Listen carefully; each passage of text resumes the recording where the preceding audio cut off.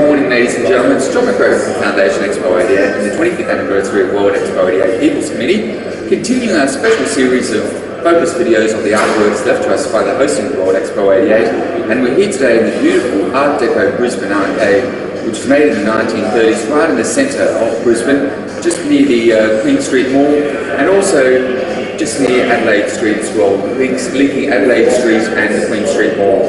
And we're here in front of one of the most wonderful artworks from the Expo, Mirage, by Israeli sculptor artist Gidon Graetz.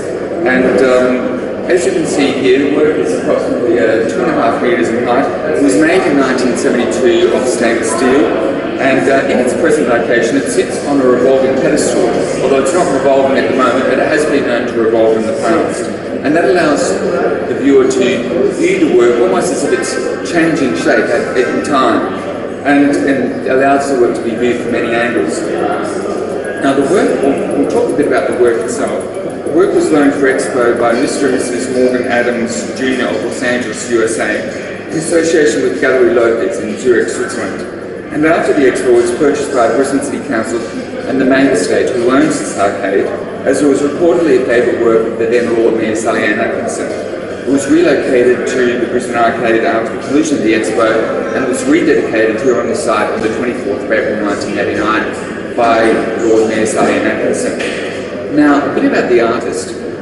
Gideon Graetz was born in Tel Aviv, Israel in 1929, and during Israel's War of Independence he served in the Parliaments. In the 1950s, he attended the Accademia dell'Arte in Florence and later studied at the École des Beaux-Arts in Paris.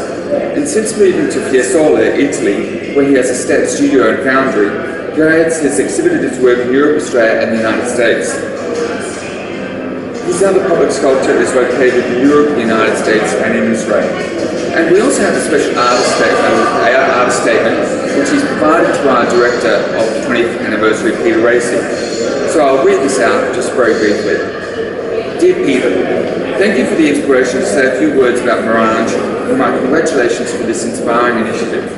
This is one of my first sculptures which I did in the early 70s, going into the abstract and the figurative. However, as all my other work, it starts from organic ideas and organic forms and ideas.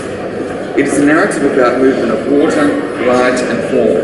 I started with the idea of calling it Fata Morgana, but then ended up calling it Mirage.